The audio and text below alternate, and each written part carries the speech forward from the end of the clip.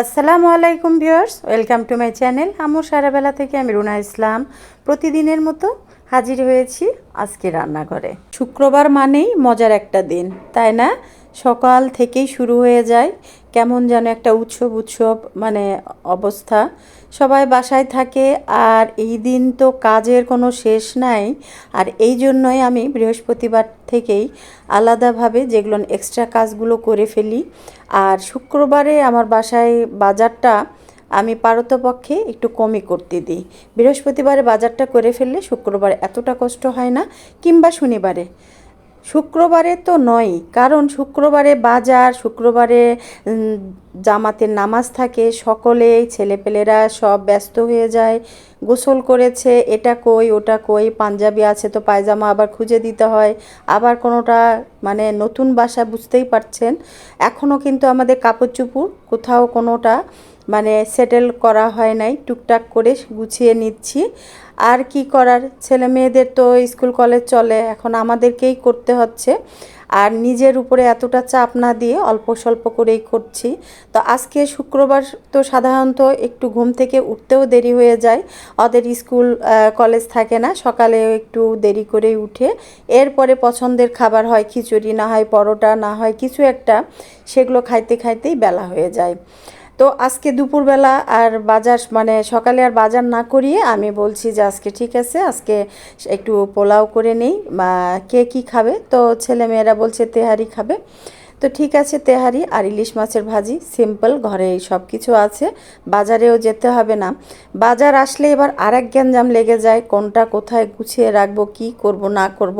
সেই দিনে একবারে বেলা 3টা বেজে যায় ভাত খেতে খেতে।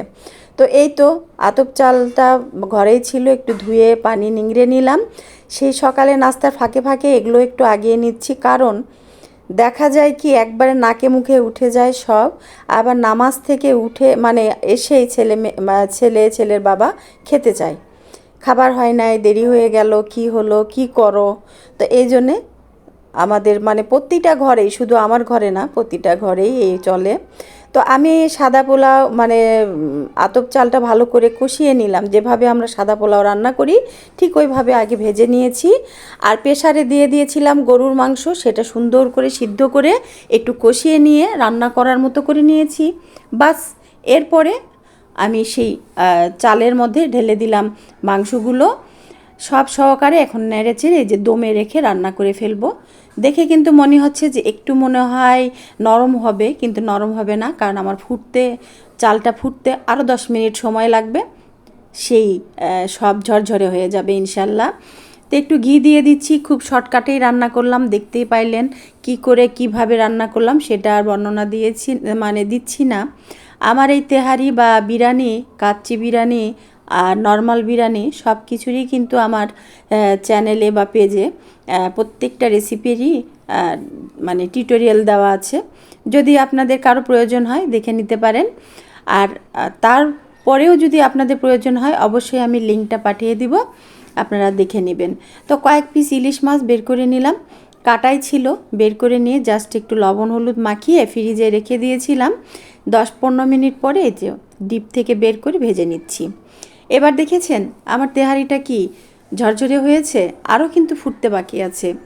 আমি সব সময় বলে থাকি বা করে থাকি যে বিরিয়ানি, পোলাও, যত ধরনের আইটেম আছে বা খিচুড়িও আমার রান্না করতে একটু সময় লাগে, কারণ আমি দমে রেখে রান্না করতে বেশি পছন্দ করি।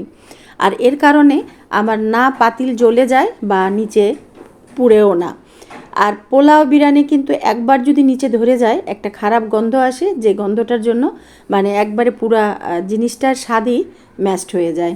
তো এই যে অল্প তেলে আমি মাছগুলো ভেজে নিব, কারণ ইলিশের অনেক তেল বের হয়, তাই না?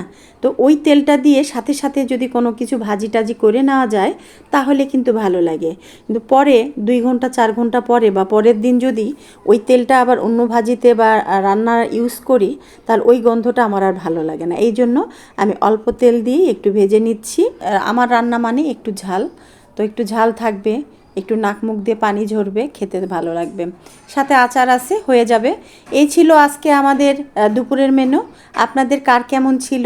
শুক্রবার মানেই কম বেশি কিছু না হলেও অ্যাটলিস্ট ভালো বড় মাছ বা পছন্দের ছোট মাছ, কিংবা মানে যে রান্নাগুলা প্রতিদিন করা হয় না সেই রকম একটা রেসিপি থাকেই, তাই না?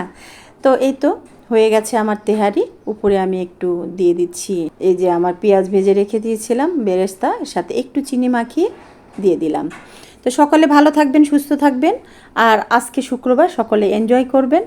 আর বন্যাতদের জন্য আমরা দোয়া করব। আর প্রত্যেকটা মসজিদে মসজিদে কিন্তু দোয়া চলছে, তাই না? তো সকলে ভালো থাকেন, আমার জন্য দোয়া রাখেন। আল্লাহ হাফেজ, শুভ দুপুর।